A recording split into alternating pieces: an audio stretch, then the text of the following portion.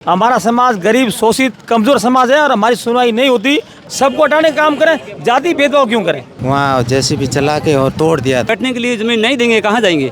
आज कुछ परिवारजन जिला कलेक्ट्रेट कार्यालय पहुंचे यहाँ पर जैसे ही कार्यालय पहुंचे तो आप तस्वीरों में देख सकते हैं कि दरवाजे बंद कर दिए गए। क्या कुछ पूरा मामला रहा, समझने की कोशिश करेंगे। क्यों आप लोग ये आरोप लगा रहे हैं कि प्रशासन ने जातिगत भेदभाव किया और उस हिसाब से अतिक्रमण हटाने की कार्रवाई की? आरोप तो मैडम आपके सामने प्रमाणित है कि दरवाजे प्रशासन के बंद हैं और दबंग बाहुबली लोग आते हैं तो यही पुलिस वाले उनको सैल्यूट मार करके दरवाजे खोलते हैं। हमारा समाज गरीब, शोषित, कमज़ोर समाज है और हमारी सुनवाई नहीं होती। आज भी हमें प्रशासन तक जो है पहुँचने नहीं दिया जा रहा है।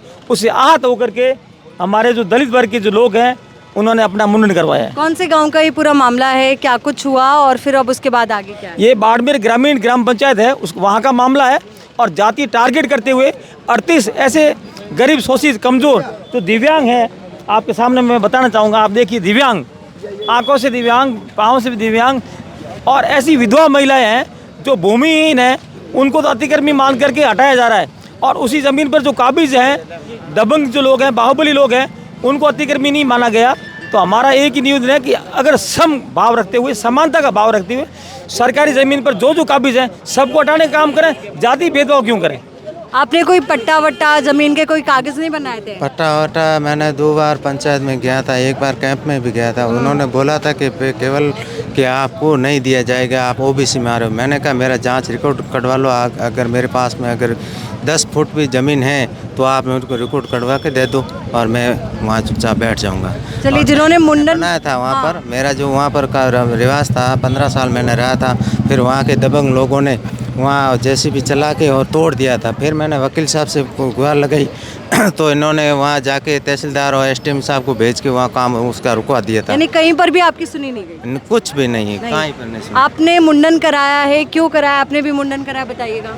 गरीबों को हटाने वाले ऐसे न करा मैं क्या बोलिए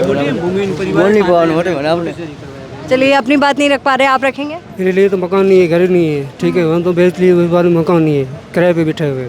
ऐसे ही प्रॉब्लम है, मेरे को घर दे रहा है बस, ये नहीं दे रहा है बस, इसलिए आप लोगों ने मुंडन कराया है। और कुछ बच्चियां भी हैं जो यहाँ पर भूख हड़ताल पे, आप कुछ अपनी बात रख रहे थे, एक बात बताइएगा। मैं बता रहा हूँ ना, मैं कालबिलिया समाज से जिला अध्यक्ष पारसनाथ हूँ।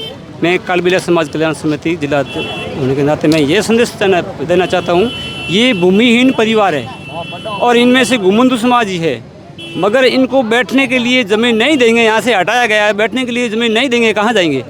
चलिए, ये बात आप कह रहे हैं, बच्चियां हैं, उनसे एक बार बात करने की कोशिश करेंगे। आपने भूख हड़ताल की है? हाँ, हमने 17 तारीख से भूख हड़ताल की है मैम। कुछ नहीं खाया 17 तारीख? नहीं, कुछ नहीं खाया। हमारा नोटिस आया था शनिवार को, तब हाँ हम अम्बेडकर चौराहे पर भूख हड़ताल से ही खड़े हैं, हमारा पूरा परिवार वहाँ ही है। तो हमारी ये मांग है कि हमारे भूमि इनको पट्टा जारी कराए और हमें क्या मांग दीजिए।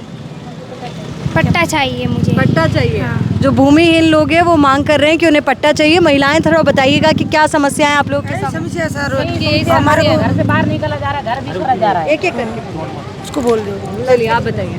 जी, हमारे को 40 साल हो गए यहाँ रहते हुए का सभी को, लेकिन हर बार सरपंच आते हैं, हर बार वो दे के जाते हैं तसल्ली कि हम पट्टा बनाएंगे। इन राशन कार्ड यहाँ का है, वोटर लिस्ट यहाँ की है, सबकी यहाँ की है, लेकिन पट्टा नहीं बनाया जाता है। लेकिन हर बार नोटिस सबका के जाते हैं। अब घर पूरे बने हुए हो, घर भी कोरते, तब कहाँ जाएंगे हम? देखिए, अब जो घर थे उनको भी अतिक्रमण के दायरे में बताया जा रहा है, जिस वजह से लोग परेशान हैं और ये पोस्टर बैनर लेकर ये लोग पहुंचे हैं अनिश्चितकालीन धरने को लेकर के। और बहुजन समाज के साथ जातीय भेदभाव निराकरण समिति इन्होंने बनाई है, जिसके बैनर तले ये सभी लोग यहाँ पर कलेक्ट्रेट के सामने आज धरना कर रहे हैं, प्रदर्शन कर रहे हैं और इनकी कोशिश और कवायद यही है कि इनकी बात को सुना जाए।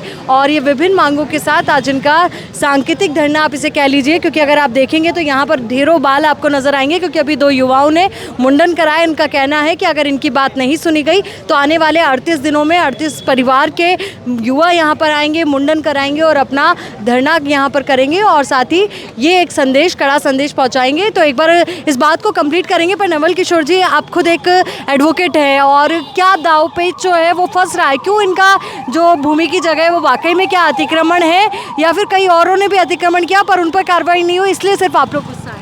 मैडम, मेरे तथ्य है ना, उस तथ्यों की जांच करवा लो। मैं झूठ नहीं बोल रहा हूँ। सरकारी ज़मीन पर काबिज हैं, अतिक्रमण के दायरे में आते हैं, अतिक्रमी हैं, लेकिन उसी ज़मीन पर और भी जो अतिक्रमी हैं जो प्रशासन द्वारा सह प्राप्त हैं उनको तो हटा करके समानता का भाव लिया जाए। ये बेचारे गरीब जो कमज़ोर वर्ग के लोग हैं, इनकी जाति चमड़ी से इनको बदबू क्यों आ रही है? क्या हम लोग आपके साथ नहीं बैठ सकते? क्या हम आपके साथ नहीं खड़े रह सकते? सिर्फ इनको हटा करके इनकी ज़मीन पर उनको कब्जा करना है, इसी उद्देश्य से जो घर उजाड़े जा रहे हैं। बस यही एक मकसद है। और अगर इसका सोल्यूशन है तो वो क्या है?